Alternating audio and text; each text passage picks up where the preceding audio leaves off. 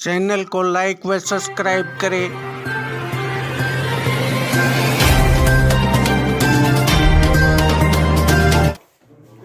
मुख्यमंत्री जी द्वारा पेश किया गया सरकार का चौथा बजट नौर विधानसभा क्षेत्र के लिए ऐतिहासिक रहा। आज का दिन स्वर्णिम अक्षरों में लिखा गया।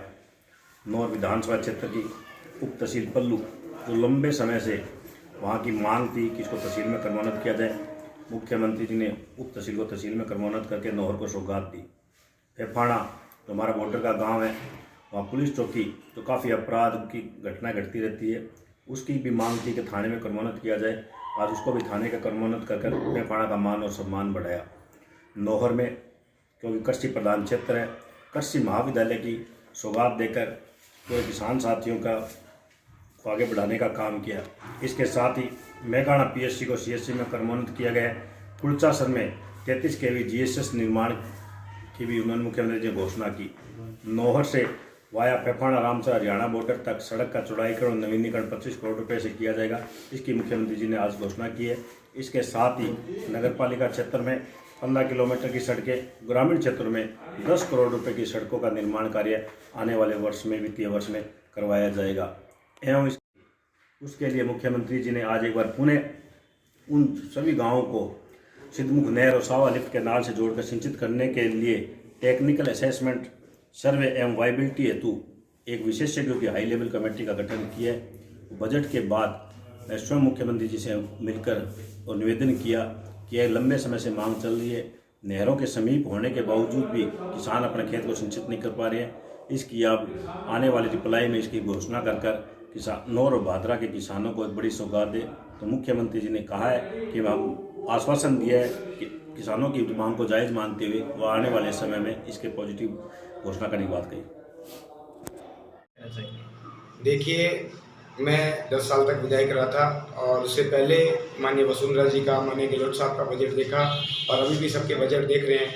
इस प्रकार का चुनाव को ध्यान में रखते हुए लोक लुभावना बजट बिना बजट के प्रबंधन किए और पूर्ण रूप से सिर्फ और सिर्फ थोती घोषणा का जो अमली जामा पहनाने की कोशिश की गई, ये पहले कभी राजस्थान में नहीं हुआ।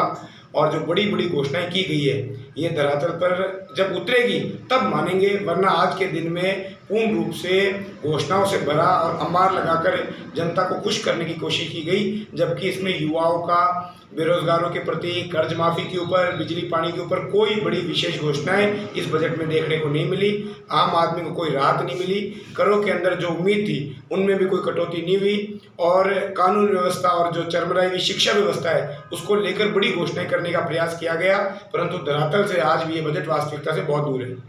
किसानों को लेकर जो अलग बजट घोषित किया गया है, उससे आप कहां तक संतुष्ट हैं? क्या देखिए, कृषि बजट की बात तो बड़ी बढ़ा चढ़ाकर की गई, परंतु कृषि बजट के अंदर सर्वप्रथम जो इनके मुखिया राहुल गांधी ने घोषणा करी थी कर्ज माफ़ी की, 2 लाख की छूट की, वो कोई बड़ी चीज़ यहाँ देखने को नहीं मिली। केवल जो रुकी हुई डिगिया थी उनको पूरा करना या नए प्रकार की योजनाओं को हम करेंगे, ऐसा लिखा गया है। धरातल पर ये अभी भी किसानों से, किसानों की समस्याओं से कोसों दूर है।